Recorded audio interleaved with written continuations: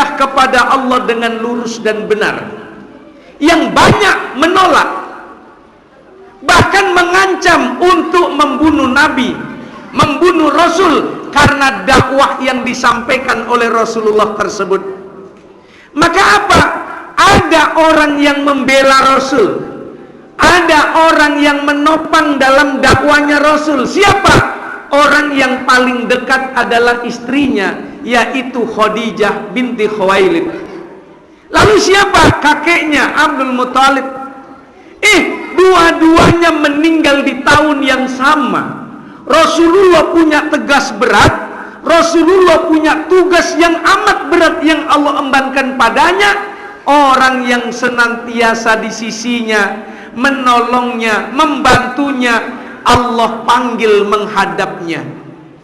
Bapak Ibu yang dirahmati Allah Subhanahu wa taala, pada kala kesedihan itulah Rasulullah Shallallahu alaihi wasallam diajari oleh malaikat Jibril bagaimana membersihkan diri dengan bersuci, yaitu menggunakan air untuk berwudu.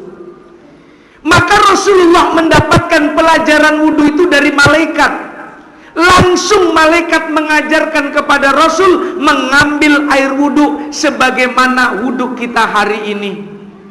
Lalu malaikat Jibril mengajarkan gerakan sholat, mulai dari takbiratul ihram, mengangkat tangan sampai rukuk, sujud, i'tidal, duduk dan salam, adalah Jibril mengajarkan kepada Rasulullah Shallallahu alaihi wasallam.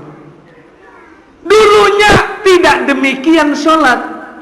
Syariat sholat sudah ada, cuman tidak selengkap yang Rasulullah Shallallahu alaihi wasallam laksanakan. Khadijah meninggal dunia, belum pernah melaksanakan sholat 5 waktu sebagaimana sholat kita hari ini.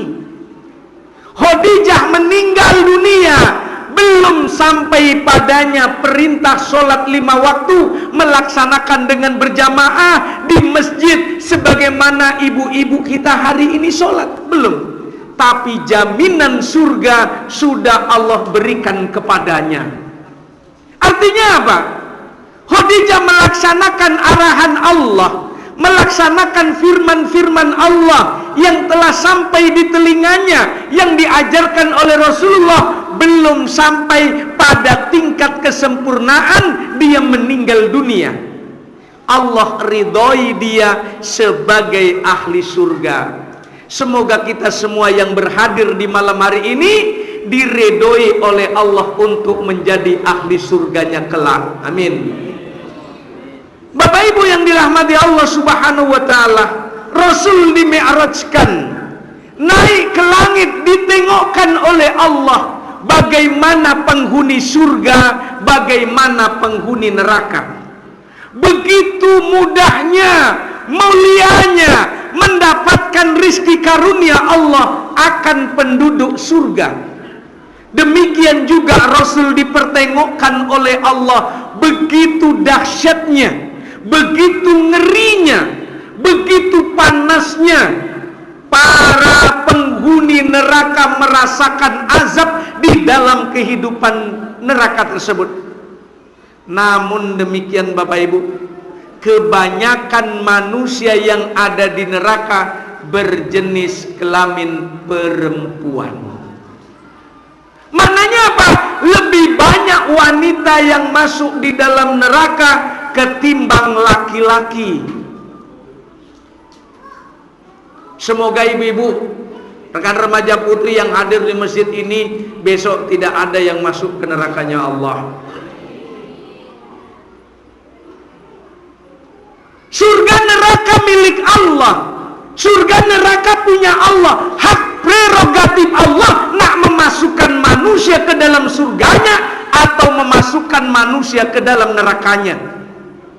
Lalu ternyata Allah memberitakan melalui ayat-ayatnya bahwa penghuni neraka ketika dia dalam kehidupan neraka kelak, dia meminta kepada Allah Subhanahu wa taala untuk bisa pulang ke dunia lagi agar dia mampu melaksanakan arahan-arahan Allah, termasuk sholat yang 5 waktu. Kenapa demikian, Babu?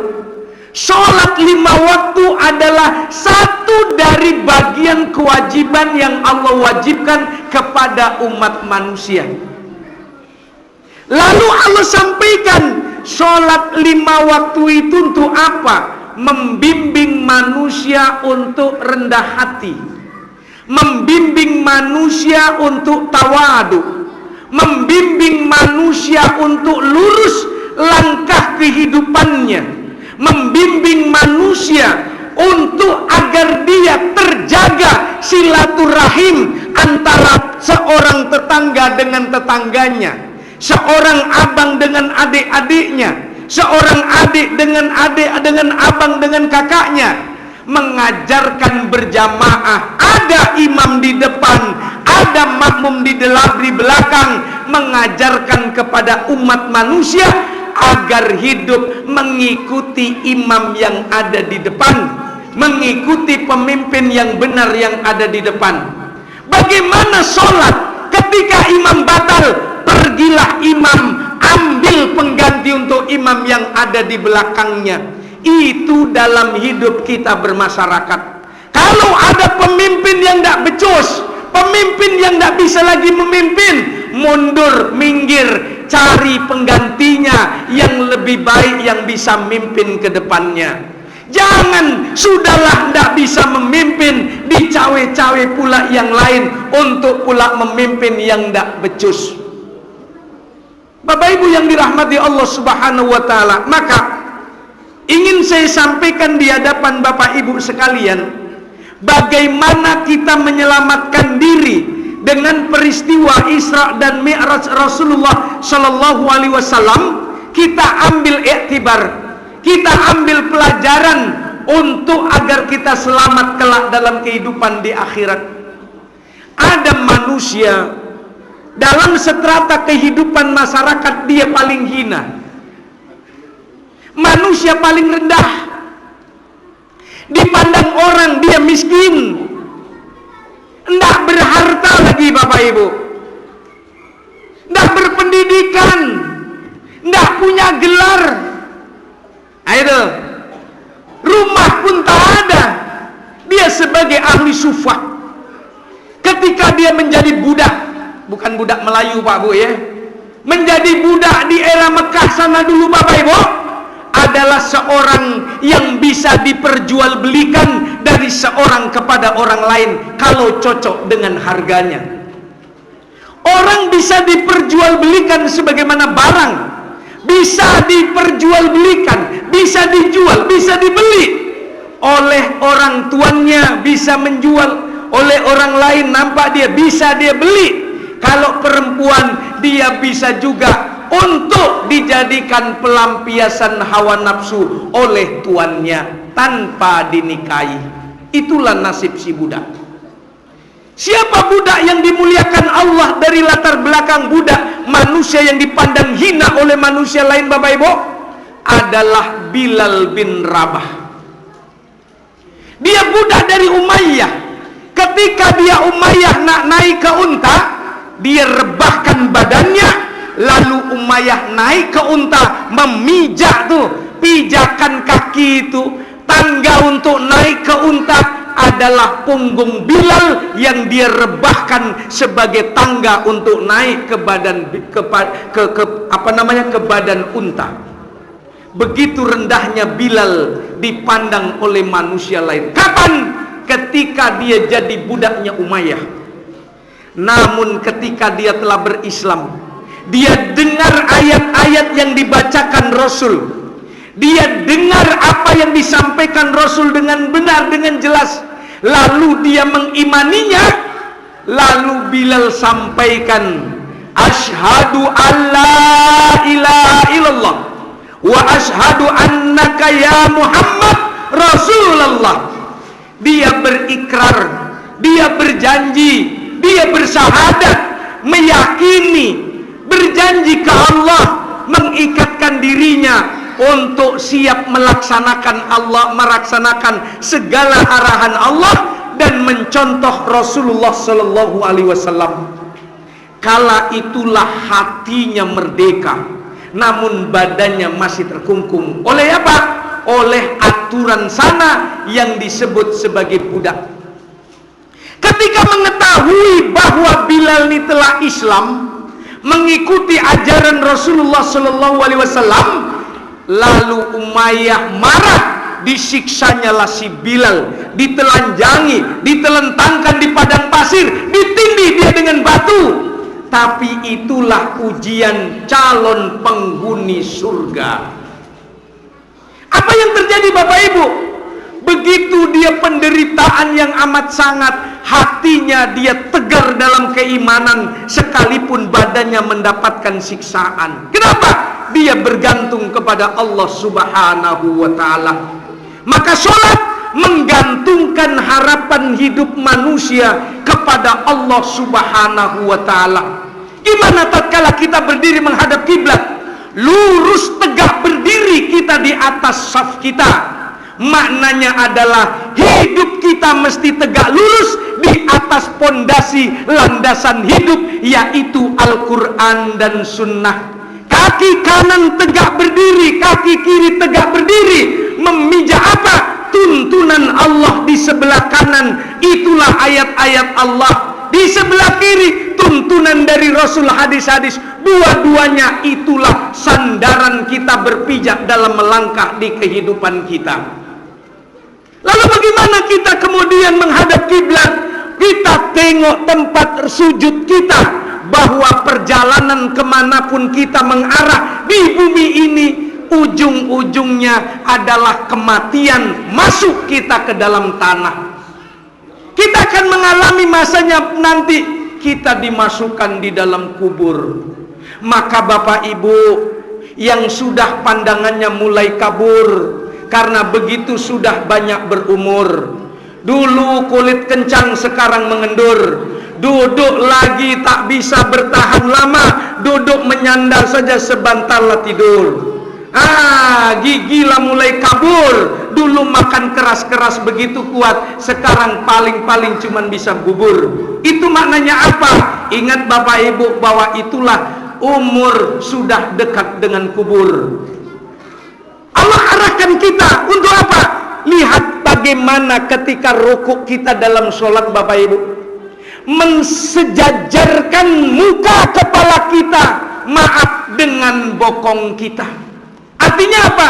Kita setara dalam hidup. Tidak boleh kita merasa lebih tinggi dari orang yang lebih rendah dari kita dalam tatanan derajat kehidupan bermasyarakat. Ketika kita sujud, kita letakkan muka kita sejajar dengan telapak kaki kita. Di mana kita ketika berdiri kepala di atas, namun ketika dalam sholat kita sujud, muka kita disetarakan sama tingkatannya dengan telapak kaki. Mana yang tinggi? Bokong kita yang tinggi dari kepala kita. Apa maknanya? Kita sebagai manusia jangan merasa kita lebih baik, mulia dari yang lain. Kenapa? Sedikit ada kesombongan dalam hati, tak layak dia masuk dalam surganya Allah Subhanahu wa ta'ala. Maka apa? Umat Rasulullah, umat Muhammad, pengikut Muhammad, ada mereka bekas sholat. Dari apa? Dari tanda di mukanya, dari bekas sujudnya. Bukan hitam di kening tuh Bapak Ibu, dari bekas sholat tuh. Kok hitam di kening tuh gampang mencarinya tuh. Digosok-gosok karena juga aspal hitam, insya Allah satu pekan tuh lah menghitam tuh. Nah itu maksudnya Bapak Ibu. Tapi apa tuh? Sifat rendah hati, tidak merasa tinggi dari yang lain. Apa yang menyebabkan iblis masuk surga Bapak Ibu? Allah tanya kepada iblis, mangelang damu sujud, disatawak suruh ang sujud. Ya iblis, ma mana'aka alla tasjud id amartuk. Hai iblis, kenapa engkau tidak mau sujud ketika aku suruh kamu bersujud? Qala, pendek saja ucapan tuh Bapak Ibu. ana khairum minhu, aku lebih baik dari dia. Iblis dimurkai Allah karena merasa lebih hebat dari Adam. Iblis merasa lebih baik daripada Adam. Sholat mengajarkan kepada kita untuk kita tawadu, untuk kita rendah hati, untuk kita tidak merasa lebih baik daripada yang lain. Maka Bapak Ibu yang dirahmati Allah Subhanahu wa taala, sholatnya seorang manusia mukmin yang benar, dia memahami bahwa dia melapor kepada Allah, dia sampaikan kepada Allah ketika dia berdiri, iyyaka na'budu wa iyyaka nasta'in, hanya kepadamu kami mengabdi dan hanya kepadamu kami minta tolong. Segala diserahkannya kepada Allah. Ketika berdoa di awal dalam iftitah, inna sholati wa nusuki wa mahyaya wa mamati lillahi rabbil alamin. Sesungguhnya sholatku, ibadah manasiku, hidup matiku untuk siapa Bapak Ibu? Untuk Allah, lillahi rabbil alamin. Maka Rasul dalam perjalanan Isra Mi'raj ditengokkan oleh Allah bagaimana penghuni surga. Contoh dipertengokkan oleh Allah Subhanahu wa taala. Orang yang masuk surga adalah orang yang sabar. Maka tidak akan bisa manusia masuk surga kecuali dengan kesabaran dan keikhlasan. Afa hasibtum an tadkhulul jannah, apakah kamu mengira bahwa kamu akan masuk surga? Walamma ya'lamillahu alladhina jahadu minkum wa ya'lamas sabirin. Padahal belum nyata bagi Allah orang-orang yang berjuang bersungguh-sungguh di antaramu, dan nyata bagi Allah orang-orang yang sabar. Ibu sudah jadi orang penyabar atau belum, Bu? Bapak sudah jadi orang penyabar apa belum, Pak? Anak-anak sudah menjadi anak-anak penyabar atau belum, Nak? Allah sudah, alhamdulillah. Ibu-ibu kalau sudah alhamdulillah, bapak-bapak kalau sudah alhamdulillah. Kalau belum, ayo sama-sama kita belajar untuk senantiasa sabar. Gimana nengok kesabaran tuh Bapak Ibu? Nah, mari sama-sama kita lihat akhlak Rasulullah. Bagaimana Rasulullah menjadi contoh teladan dalam hidup kita. Kenapa? Karena inilah sosok yang Allah buat untuk ditengok oleh segenap manusia menjadi tauladan hidup. Maka orang yang tidak mau mencontoh Rasul dimasukkan dalam nerakanya Allah Subhanahu wa ta'ala. Ngapa masuk neraka itu ya Jibril? Oh itu begini-begini ya Muhammad. Oh itu begini-begini. Kenapa itu ya Jibril? Ada orang yang lidahnya kok dipotong-potong terus begitu, tidak habis-habis. Itulah Muhammad, orang yang senantiasa dia selalu ngomong jelek-jeleknya orang terus, menggunjing di sana kemari itu. Itulah tengok, melidahnya menjulur, dipotong-potongnya surang. Itu ngapa tuh ya Jibril? Kok ada orang model begitu, paruhnya membuncit, memanjang, ditarik-tarik lah di neraka itu, lah pecah hancur, dibalikkan balik itu. Ngapa tuh ya Jibril? Itu Muhammad, itulah orang yang suka dia makan harta yang haram, makan harta anak yatim, makan riba. Itulah modelnya, model itu. Ditengokkan oleh Allah Ta'ala siksa dalam kehidupan neraka yang tidak enak. Maka Allah menyampaikan kepada kita semua Bapak Ibu, Bilal bin Rabah adalah contoh manusia yang tidak punya gelar pendidikan, yang tidak berharta banyak. Itu setelah kehidupan sosial dia paling rendah dipandang orang. Tapi ada amalan yang begitu mulia, ringan sebetulnya, namun dia tetap jaga terus menerus. Apa tuh Babu? Bilal senantiasa menjaga wudunya. Kalau selesai dia berwudu, dia sholat 2 rakaat sholat syukril wudu. Batal wudunya balik babu. Selalu menjaga dirinya dengan berwudu. Maka Bapak Ibu, kemuliaan Bilal seluruh dunia manusia akan mengenal, akan tahu. Malamku siapa jadi Bilal? Itu Pak Khalil jadi Bilal malamku. Pak Khalil disebut jadi Bilal. Itu siapa Bilal tadi? Ancak azan tuh. Oh, tuh tadi si Abdurrahman tuh jadi Bilal tuh. Inya menempati posisi Bilal. Orang menyebut Bilal, kenapa? Bilal adalah manusia yang dimuliakan Allah sebagai muazin Rasulullah sallallahu alaihi wasallam. Maka anak-anakku Bapak Ibu, ajarkan anak-anak tuh bisa azan dan mau dia berazan. Nah, ajari azan. Lah diajari azan tuh, asurunya ganti-gantian azan tuh. Waduh, dari masjid nyowo pandai, nyonya surang nyowo azan tuh. Lagi kesempatan anak-anak tuh azan. Nah, azan ada sana. Biar punya pendek-pendek dah. Allah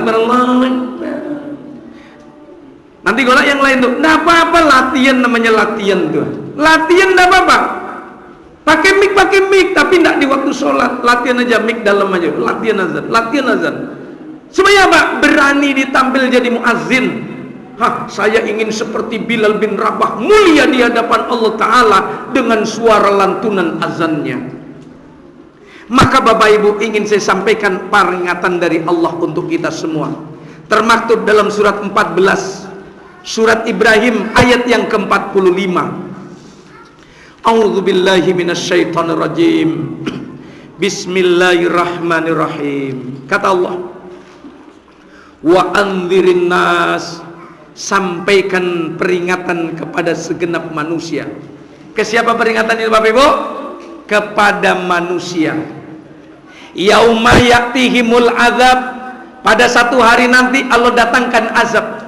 Fayaqulul ladzina zalamu, maka berkatalah orang-orang yang zalim, Rabbana akhirna, wahai Rabb kami, beri kesempatan kepada kami, akhirna ila ajalin qarib, kembalikan lagi kami ke dunia walaupun cuman sebentar. Untuk apa di dunia nih? Nujib da'wataka wa nattabi'ir rusul, pasti kami akan mengikuti segala seruanmu dan akan mengikuti rasul-rasul. Awalam takunu aksamtum min qablu malakum min zawal, bukankah dulu kamu di dunia telah bersumpah bahwa sekali-kali kamu tidak akan binasa? Bapak Ibu, ketika dalam kehidupan di neraka manusia meminta untuk balik pulang lagi ke dunia agar diberikan kesempatan bisa melaksanakan segala arahan Allah yang ada di dalam Al-Quran ini. Mari kita sama-sama melihat ayat Allah, mendengarkan ayat Allah. Sudah sampai kita bisa melaksanakan atau belum sebagai calon-calon penghuni surganya Allah Subhanahu wa ta'ala. A'udzu billahi minasyaitonir rajim. Bismillahirrahmanirrahim. Wasari'u ila maghfiratin min rabbikum wa jannatin arduha as-samawati wal ard uiddat lil muttaqin. Surat Ali Imran ayat 133. Ya, surat Ali Imran 133. Kata Allah, cepat-cepatlah kamu sekalian, bersegeralah kamu sekalian kepada dua, ampunan dan surga. Yang luas surga itu kata Allah meliputi langit dan bumi. Uiddat lil muttaqin, disediakan Allah bagi orang-orang yang takwa. Untuk siapa Pak Bu? Untuk orang-orang yang takwa. Surga Allah sediakan untuk manusia yang bertakwa. Rasul dimi'rajkan oleh Allah Ta'ala, ditengokkan penghuni surga. Wih, luar biasa nih orang-orang dalam surga itu. Siapa dia? Ada orang Melayu di dalamnya, Ada orang Jawa di dalamnya, ada orang Batak di dalamnya tuh, ada orang Minang di dalamnya tuh, ada warga Indonesia di dalam, ada warga Palestina yang di dalam. Mereka hamba-hamba yang bertakwa. Bagaimana mendapatkan takwa itu Bapak Ibu? Allah sebutkan di dalam ayat yang selanjutnya. Pertama, alladzina yunfikuna fis-sarra'i wad-dharra, yaitu orang yang mampu mendermakan hartanya di jalan Allah di saat lapang dan di saat sempit. Mari kita tengok, simak sama-sama Bapak Ibu. Bapak Ibu dapat uang segepok, satu ikat masih tertulis tuh Mandiri BRI 100 lembar, warnanya merah semua Pak Bu. 100 lembar merah semua. Tengok pecahan 100.000 rupiah, berapa jumlah totalnya Pak Bu? Nah payah menghitung tuh Pak. Ulangi lagi tuh, tertulis masih di situ Mandiri atau BRI atau BNI 100 lembar, pecahan 100.000, warnanya merah satunya Pak Bu. Berapa jumlah total rupiah Bu? 10 juta. Pandai mengali Bapak Ibu. Nah, alhamdulillah ya Allah, dapat awak biti, dapat rezeki, alhamdulillah.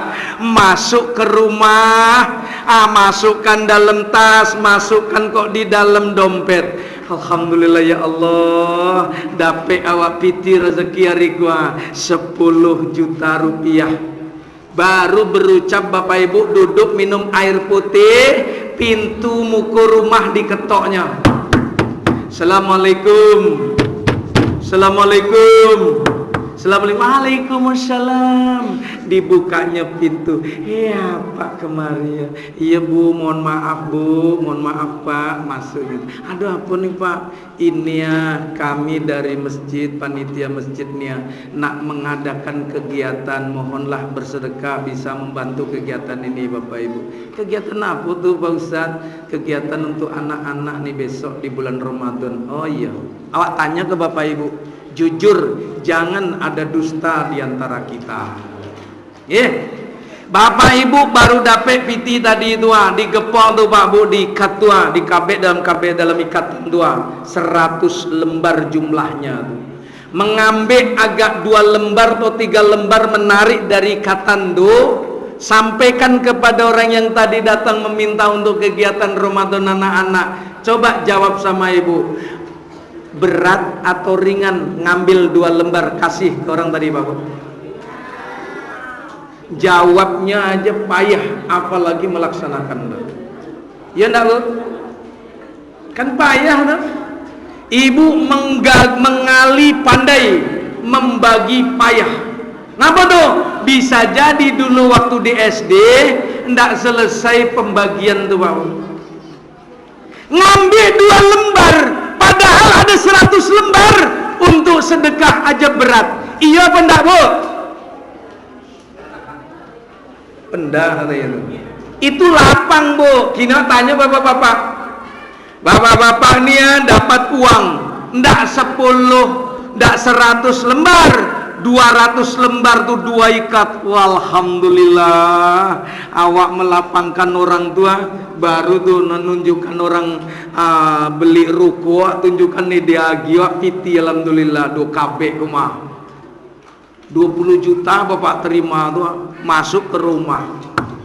Assalamualaikum. Assalamualaikum Pak. Rupa yang datang Ibu majelis taklim. Ada apa Bu? Ikutnya Pak, kami nak mengadakan apa besok acara menjelang Ramadan nih, tarhib Ramadan, untuk makan sama, untuk menyantuni anak yatim. Bolehlah Pak bersedekah Pak. Bapak, baru bapak-bapak dapat uang 2 gepok tua, 20 juta. Ngeluarkan 5 lembar dari yang 200 lembar tuh, berat atau ringan Pak? Ringan. Yang datang Ibu majelis taklim, ringan Pak Bu. Kenapa bapak-bapak ringan mengeluarkan tuh? Kenapa? Karena di saat lapangnya ringan Pak Bu. Ngapa tuh? Maka banyak penghuni neraka tuh perempuan daripada laki-laki. Ngapa tuh? Model itulah 100 lembar ngambil 2 lembar je payah. Itu di saat lapang. Kini kok tanggal tuanya Pak Bu, di saat bulan sempit. Betengok ibu pagi itu ada dalam dompet tuh. Tengok piti itu. Alhamdulillah ya Allah masih ada 2 lembar. 2 lembar Pak Bu. Warnanya agak biru, pecahan 50.000 rupiah. Alhamdulillah masih ada piti belanja lah Wak. Kemukulah. Cari apa? Cari maco, cari lado, cari bawang, cari ikan lah. Agak-agak setengah kilo atau sekilo. Alhamdulillah. Jalan ibu, warnanya dompet. Lagi jalan di belakang ibu dicolek sama anak laki-laki anak kete.